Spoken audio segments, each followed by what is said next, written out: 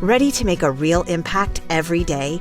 Join the Active Day Home Care team and help clients maintain their independence in the comfort of their own homes. Make a difference in someone's life as you provide essential daily assistance and protect their health and happiness. Earn up to $20 an hour and enjoy additional perks like optional daily pay, 401k, paid time off, ongoing educational training, and more. Join a team that values care, compassion, and your professional growth. Visit activeday.com to apply. Welcome to another deep dive. Today, we're really getting into a huge moment from the recent 2025 NBA Finals, that incredible series between the Oklahoma City Thunder and the Indiana Pacers.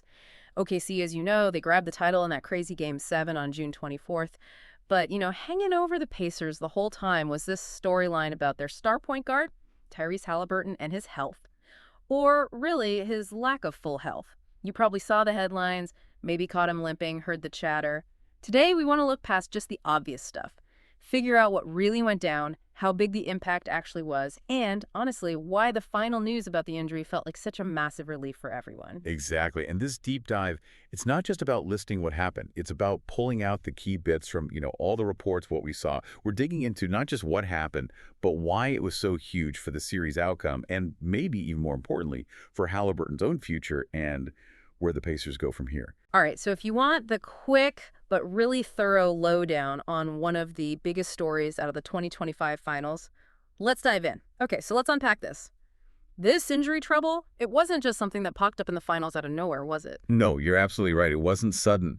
His injury issues, they actually started becoming pretty noticeable during the Eastern Conference Finals. There was some buzz then, but they really ramped up and became, impossible to ignore during the NBA Finals themselves. Yeah, I remember how vague everything felt. People kept saying leg issue or just soreness. It felt like the Pacers and Coach Carlisle were being pretty guarded about it.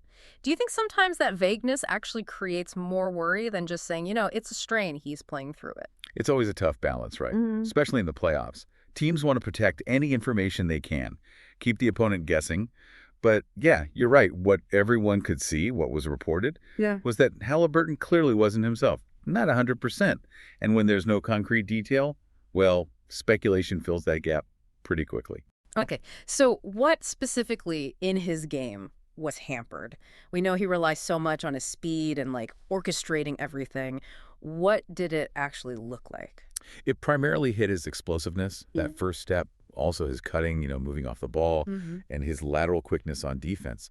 For a guy like him, whose whole game flows from that ability to just go, to blow past a defender and make things happen, it wasn't just a small thing. It really changed how they had to play. Right. That signature burst he has, creating space, finding those passing angles, it looked way tougher for him, especially, it was really critical.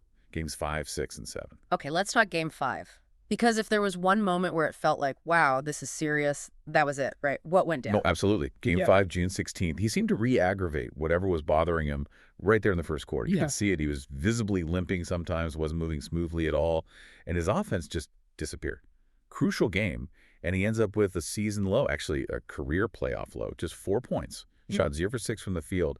It was really stark. And didn't Coach Carlisle basically confirm it afterwards, pretty bluntly? Yep. He did. He just came out and said he's not 100%. It's pretty clear. That's about as direct as you'll get from a coach in that spot. And that immediately kicked off all the speculation, is he done for the series? But even with all that, looking clearly hurt, he still played in Games 6 and 7. He suited up. What was his reasoning there? What did he say? He basically just doubled down on his commitment. Told the reporters something like, I'm going to be out there for my guys. This is the finals. Which, tells you a lot about his competitiveness, wanting to be out there, even knowing he wasn't himself. So the eye test was bad, especially in Game 5. But what about the numbers across the whole series? Do they paint a similar picture, especially in those last few games? Well, his overall series averages, they look kind of respectable on the surface, about 17 points, 8 assists, 4 rebounds. But if you dig deeper, his efficiency, that explosiveness we talked about, it really took a hit, especially in the back half of the series. His shooting percentages dropped off noticeably. Okay, let's run through those key final games again, just the stats. Game 5, June 16th. 4 points, 0 for 6 shooting, 0 for 4 from 3, 7 rebounds, 6 assists. That was the low point, visually and statistically. Definitely. Game 6, June 19th. He guts it out, 14 points, 9 assists, Pacers force Game 7. But the shooting was still shaky, right? Yeah, inconsistent. More about his will and playmaking than efficient scoring. And Game 7, June 22nd. The final game, the loss, 14 points, 9 assists again, but poor shooting again.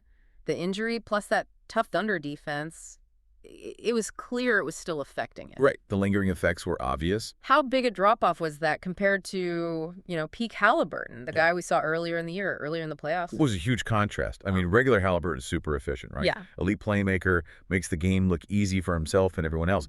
This version, especially late in the finals, he was grinding. You could see him trying to make the same reads, the same passes, but that extra zip, that perfect angle, it just wasn't consistently there. He's battling for everything. And the Thunder defense, young, long, athletic guys like Dort, Jalen Williams, SGA, how did they take advantage of him being less than 100%? Oh, they definitely capitalized. I mean, guys like Lou Dort especially, but also the length from Williams and Shai Gilgeous-Alexander. They were aggressive on him. They knew he probably couldn't blow by them like usual. So they pressured him, forced him into tougher shots, made those drives and passes much harder work.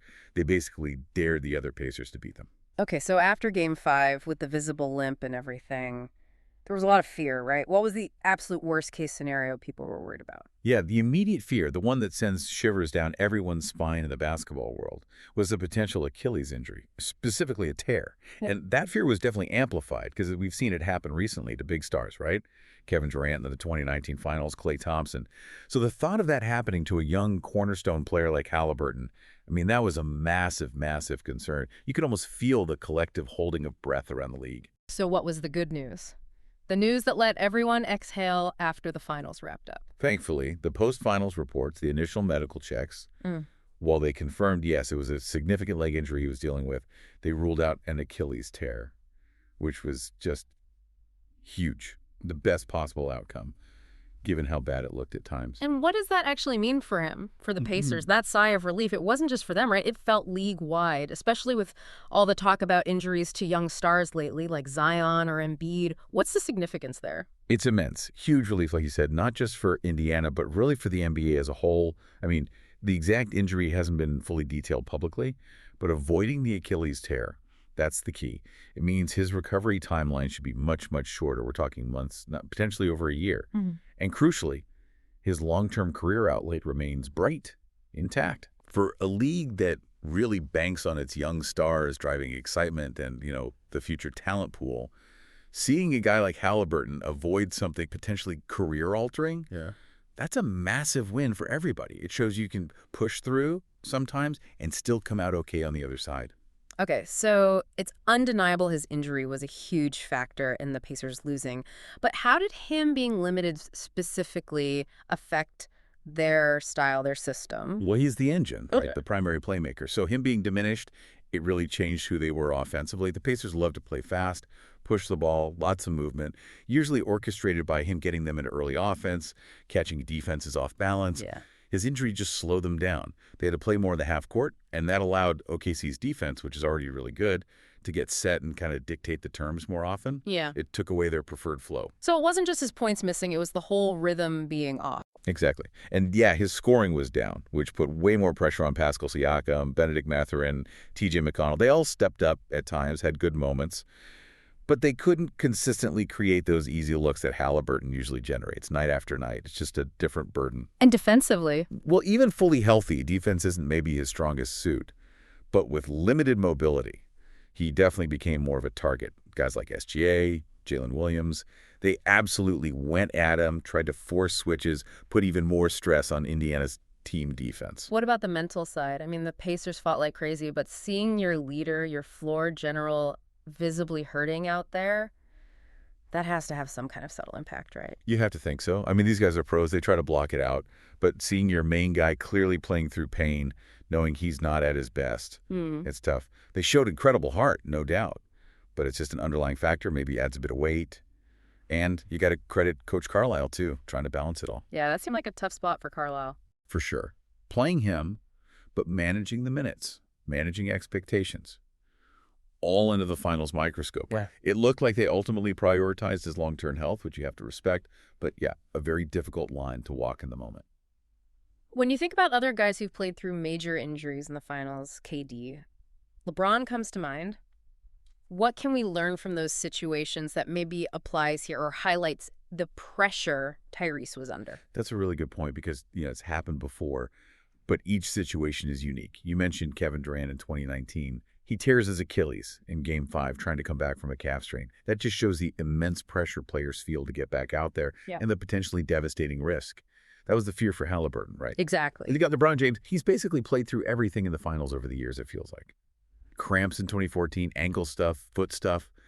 His ability to still perform at such a high level while clearly dealing with pain is just legendary. That speaks to that sheer will, that determination we saw from Haliburton, too. Right. Even guys like Draymond Green, often dealing with nagging things in the finals, maybe not Achilles level, but stuff that affects their game, their defense. It all just highlights the incredible physical toll of getting that deep into the season, into the finals, and the kind of courage it takes for these players to push their bodies right to the edge, sometimes beyond. It's a reminder these aren't just video game characters. They're pushing human limits, often at a real cost. So, okay, the finals are over. The massive relief of no Achilles tear. What's the immediate plan for Tyrese Haliburton now? Well, number one is rest, then focused rehab, and definitely a really thorough medical evaluation to get the full picture of that leg injury. The Pacers won't rush anything here. And timetable-wise, when might we realistically expect him back leading the team? Because it's not the Achilles, which again is the huge news. The expectation is that his recovery should allow him to be ready, or very close to ready, for the start of next season, which is fantastic for Indiana. And he's locked in with the Pacers long-term anyway, right? Yeah. Oh, yeah. That big max extension he signed before this past season kicked in, that secures him as their cornerstone. He's their guy. No question about that. So for the Pacers as a team, what does making the finals, even with this tough ending, mean for them moving forward? It absolutely solidifies them as a team on the rise. No fluke. This young core, Haliburton, Mathurin, Siakam, the others, they now have that invaluable finals experience. They know what that stage feels like, the intensity required. And looking ahead to the offseason, what's likely top of their to-do list? Well, obviously, making sure Tyrese gets 100% healthy is priority 1, 2, and 3. Beyond that, you'd think they'll look at adding depth, maybe shore up the defensive end a bit more. But the main goal is clearly to build on this run, use this experience, and get right back into contention next year and beyond. So wrapping this up, what's the big takeaway for you, the listener? The 2025 finals were amazing, tons of talent on display. But this Haliburton situation, it adds another layer, doesn't it? It really does. While OKC gets to celebrate their well-earned title, the Pacers are left reflecting on an incredible season that just fell short. And Tyrese Haliburton's performance, playing through significant pain like that, it's just a powerful, maybe even painful reminder of what these athletes put on the line at the highest level, the sacrifice involved. Yeah, it really makes you think, doesn't it? When a star player pushes their body like that in the biggest moments, what's the real balance between chasing that immediate championship dream and protecting their long-term health and career? Where's the line? And whose responsibility is it to draw it? Definitely something to chew on. All right, that's our deep dive for today. Hopefully you feel like you've got a much clearer picture now, maybe some new ways to think about one of the defining stories from the 2025 finals. Thanks so much for joining us.